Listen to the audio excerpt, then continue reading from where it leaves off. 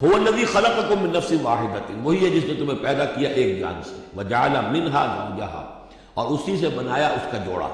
لیسکن الیہا، تاکہ وہ سکون حاصل کرے اس کی طرف۔ اس کی طرف میں اشارہ کر چکا ہوں سورہ بقرہ میں۔ وابتغوا ما کتب اللہ لک،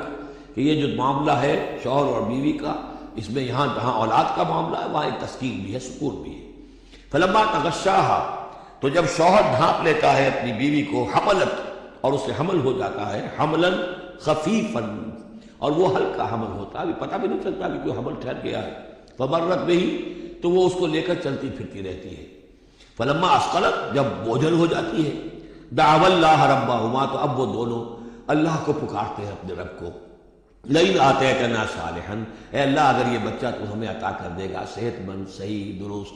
ہر نک سکھ سے صحیح ہو، اس کے تمام اعضاء درست ہوں، لئن آتیتنا صالحا لنکونن من الشاکرین، تو ہم بڑا شکر ادا کریں گے، بڑا ہم تیرا احسان مانیں گے۔ فلما آتاہما صالحا، اور جب اللہ تعالیٰ نے انہیں عطا کر دیا درست بھلا چنگا بچہ، جعلا لہ شرکاء، اب اس میں شریک ٹھہرا دیے، یہ فلاں بزرگ کے مزار پہ میں گئی تھی، یہ ان کی نگاہ کرم ہوئی ہے، اور یہ فلاں جو ہے دیوی کی کرپا ہو گئی ہے کہ جس کی وجہ سے مجھے اولاد مل گئی ہے، دیا اللہ نے، اور اب یہاں اس کے لیے دیوی اور دیوتا یاد آ گئے۔ فتعال اللہ عما یشرکون، تو اللہ بہت بلند و بالا ہے ان کے شرک سے۔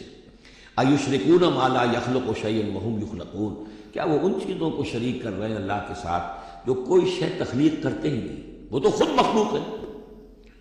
فرشتے ہیں تو مخلوق ہیں، جنات ہیں تو مخلوق ہیں، انبیاء ہیں تو مخلوق ہیں، اولیاء اللہ ہیں تو مخلوق ہیں، تو خود مخلوق ہیں، سب کے سب مخلوق ہیں۔